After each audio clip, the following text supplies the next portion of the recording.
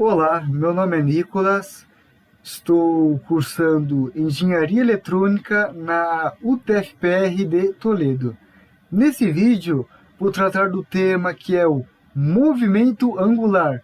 Estarei abordando os principais tópicos que envolvem esse movimento. Como tópico inicial, vamos abordar a rolagem. A rolagem de um corpo nada mais é que a associação da rotação dele com o movimento de translação.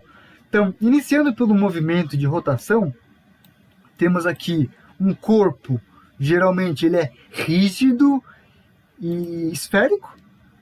Então, o movimento de rotação vai ser uma rotação aqui, um movimento parado, onde ele rotaciona no próprio eixo central, nesse eixo aqui.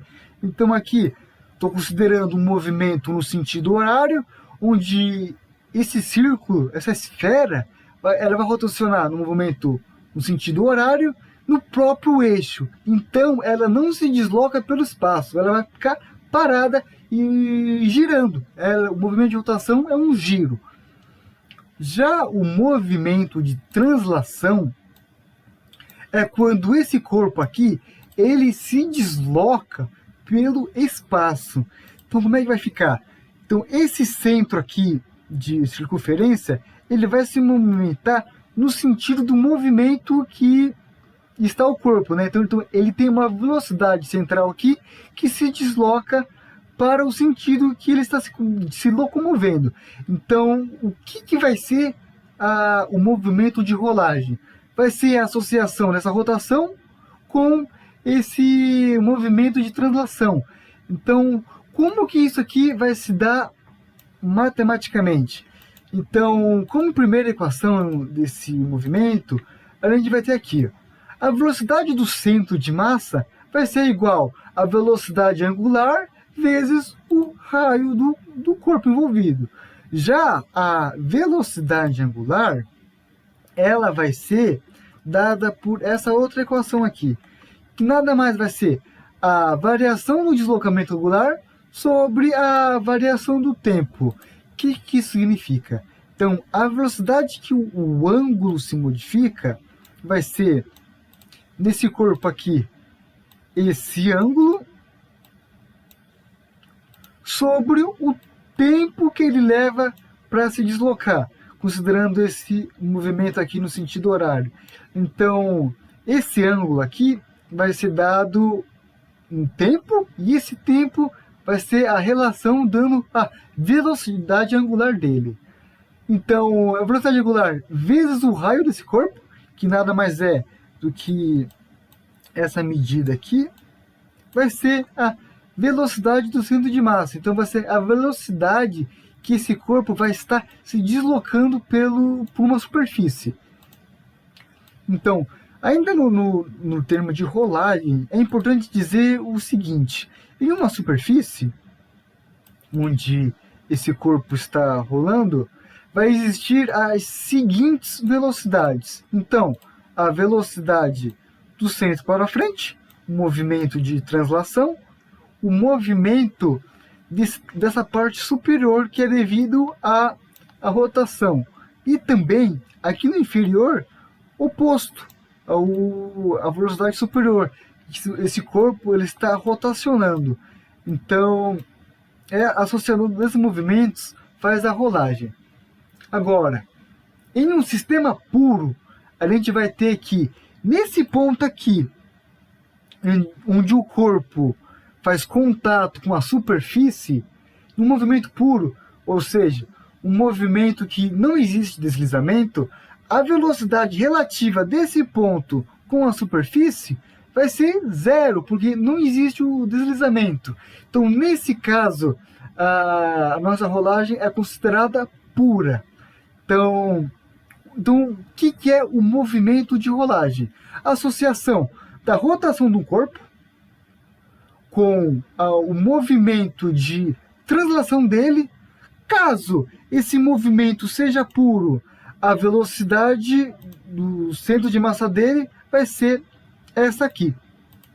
Iniciando agora o tópico de energia de rolagem.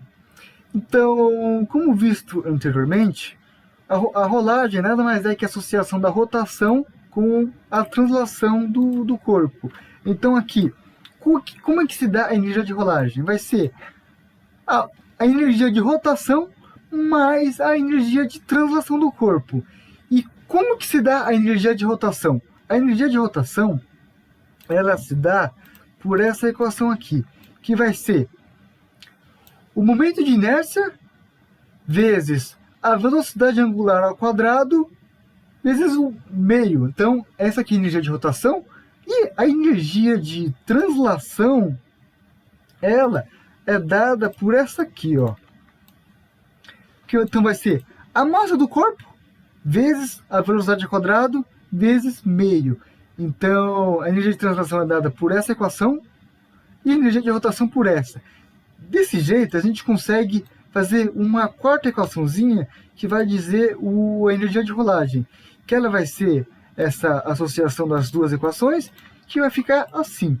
Então, a energia de rolagem vai ser meio vezes o momento de inércia vezes a velocidade angular ao quadrado, mais meio vezes a massa do corpo vezes a velocidade ao quadrado desse corpo. Então, é desse modo que a gente define a energia de rolagem. Iniciando agora o tópico das forças envolvidas nesse movimento, vamos ter aqui um plano, né, uma rampa, e nessa rampa vai ter um corpo que estará rolando. Então, quais serão as forças envolvidas nesse corpo? A primeira força aqui que a gente pode identificar vai ser essa força aqui, a força peso desse corpo. Como esse corpo ele está fazendo esse movimento inclinado, eu vou fazer aqui vou derrubar esse ângulo para ele ficar retinho. Então, a força peso aqui, ela nesse plano cartesiano de x e y, vai ser esse componente aqui, ó.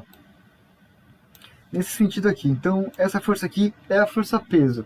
Analisando esse ângulo aqui, a gente tem esse ângulo aqui que é em relação ao eixo x e, consequentemente, ao eixo y.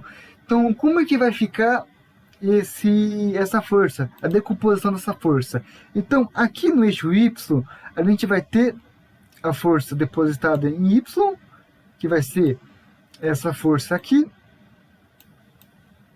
Consequentemente, como existe essa superfície segurando a esfera, ela vai existir também uma força normal, que vai ser essa superior aqui, em positivo de y. Então, aí por fim, vamos ter a força resultante em x, que vai ser essa aqui em positivo de x.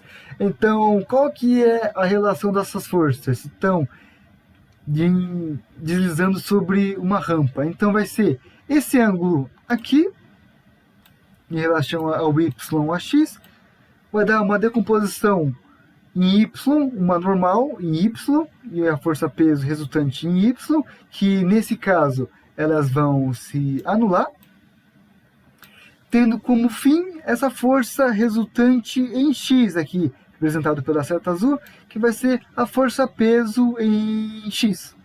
Então, as forças do sistema que rolam sobre uma rampa serão essas forças aqui. Iniciando agora o momento angular. O que vai ser o momento angular de um corpo em rotação? Então, esse momento angular ele se manifesta sempre que o corpo está em rotação. E que isso significa? Ele é o que relaciona a quantidade de movimento com o movimento angular. Então, o que vai ser esse momento? Ele vai ser essa relação aqui, ó. Então, ela aqui. O momento angular vai ser o momento de inércia em torno do eixo de rotação vezes a velocidade angular. como que a gente pode interpretar que vai ser esse momento angular? Ele, igual a quantidade de movimento, é o quão difícil é frear esse corpo. Então, aqui no momento angular, vai ser o quão difícil vai ser parar a rotação desse corpo. Então, a gente pode definir ela dessa forma. Uma outra equação que a gente pode ter dessa aqui é a seguinte. Essa seguinte equação aqui. Então, o momento angular vai ser a massa vezes a velocidade tangencial vezes o raio. Então, qual que é essa velocidade? Então, aqui numa esfera, um corpo se movimentando, a gente vai ter que ela é essa velocidade aqui, nesse ponto aqui. Então, aqui vai ser a velocidade tangencial dela. O raio desse corpo nada mais é do que essa medida até o centro da circunferência. Então, o que vai ser o momento angular? Ele vai ser essa relação dessa equação de cima, que também vai ser essa outra equação, que nada mais do que significa o quão difícil vai ser parar essa rotação. É como se fosse a energia que ela tem, porque a gente consegue observar aqui que quanto mais rápido ela tiver, maior vai ser o momento dela. Consequentemente, quanto mais devagar, menor vai ser esse momento. E geralmente nos sistemas a massa não varia, sendo assim o raio também, sendo um dos principais fatores que compõem o momento angular, sendo essa velocidade aqui. Agora, iniciando o tópico para a segunda lei de Newton para rotações. Primeiramente, vamos entender o que é a segunda lei de Newton. A segunda lei de Newton, ela diz basicamente o seguinte: em um corpo de massa m que sofre uma força F em um sentido, por exemplo, esse aqui, ele vai ter uma aceleração também no sentido dessa força. Então, não é diferente no movimento angular. Então, o que na verdade vai ser? Em um corpo que está em rotação, ele vai sofrer uma força nesse ponto aqui. Então, essa força vai estar relacionada com a distância que ele tem desse centro até esse ponto. Então, o que na verdade vai ser essa força? Ela vai ser um torque, que nada mais é que a força vezes a distância, né? Que aqui no caso é o raio da circunferência. Então, como essa força, segundo a lei de Newton, essa força ela está sendo resultante, o que vai acontecer? Uma aceleração do corpo. Só que ao invés de ser uma aceleração de deslocamento, vai ser uma aceleração na velocidade angular. Então ela vai acelerar a sua rotação. Então, matematicamente dizendo, ela vai ser essa relação aqui, ó, que vai ser o torque resultante vai ser o momento de inércia vezes a aceleração angular, né? Que nada mais é que o quanto que acelerar a rotação desse corpo. Então, a segunda lei de Newton para rotações nada mais é do que um torque aplicado ao corpo impondo uma aceleração. E podemos dizer também que, por exemplo, essa aceleração aqui no sentido horário, a velocidade ela vai aumentar. Caso, na verdade, ela esteja no sentido anti-horário e a força sendo no horário, o que vai acontecer? Vai ter uma desaceleração da rotação.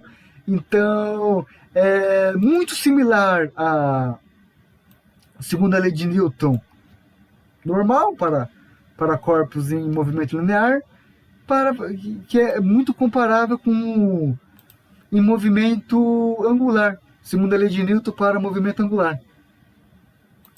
Iniciando agora o tópico de conservação do momento angular.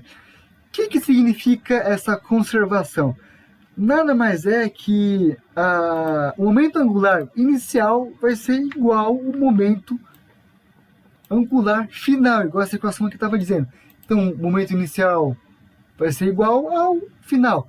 Como que a gente pode compreender esse momento aqui, essa conservação do momento? Então, nesse experimento aqui que eu fiz, eu subi em cima dessa plataforma giratória. Esse rapaz aqui de vermelho aplica uma força, me impõe um giro. Então, aqui, a gente consegue perceber que quando eu estou de braços abertos, a minha velocidade é uma.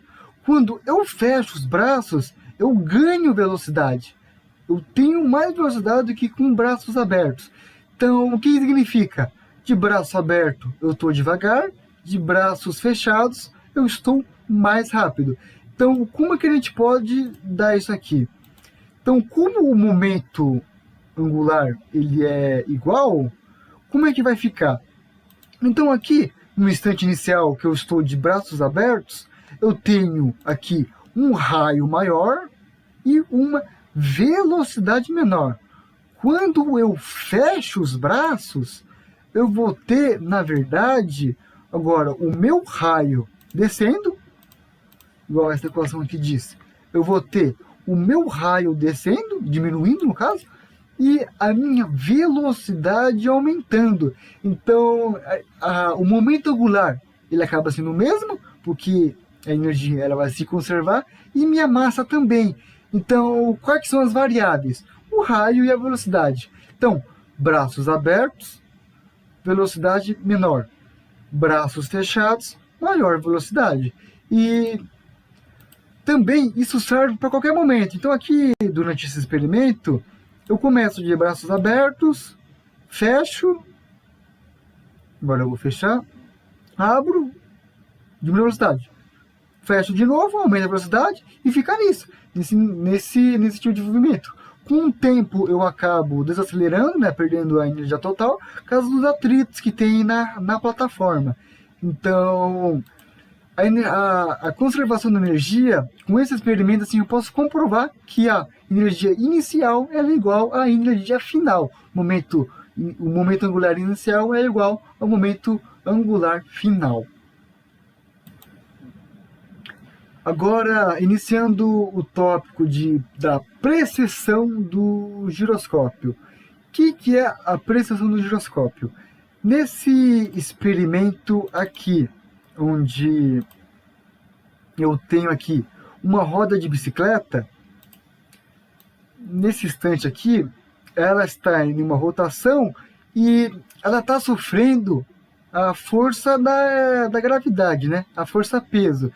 Essa força ela vai estar nesse ponto aqui da roda de bicicleta. Só que o corpo ele não tomba igual o esperado, né? Então aqui a gente consegue ver que ele não tomba, ele continua rodando e ele tem agora um novo movimento comparado aos exemplos anteriores, né? Ele tem esse movimento chamado de precessão. O que é esse movimento de precessão? É nada mais do que o redirecionamento da força-peso, que é a força atuante aqui. Ela reatua no eixo ortogonal à força-peso. Então, ela rotaciona ortogonalmente à força-peso. Então, o que isso vai dar? Vai dar nessa composição aqui, numa rotação. Uma rotação que é chamado do movimento de precessão do giroscópio. Então, aqui, nessa roda de bicicleta, ela nada mais é do que um giroscópio improvisado, né? E tem uma rotação e uma força gravitacional aqui, forçando o peso para baixo. Então, essa força redirecionada ortogonalmente, que vai fazer esse movimento de precessão.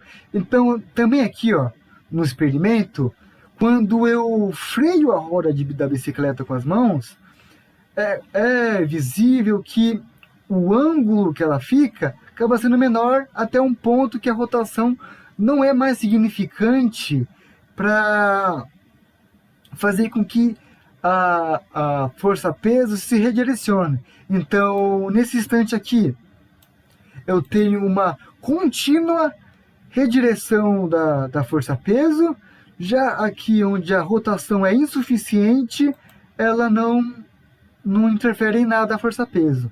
Então, como que eu posso expressar isso matematicamente? Então, temos essa seguinte equação aqui.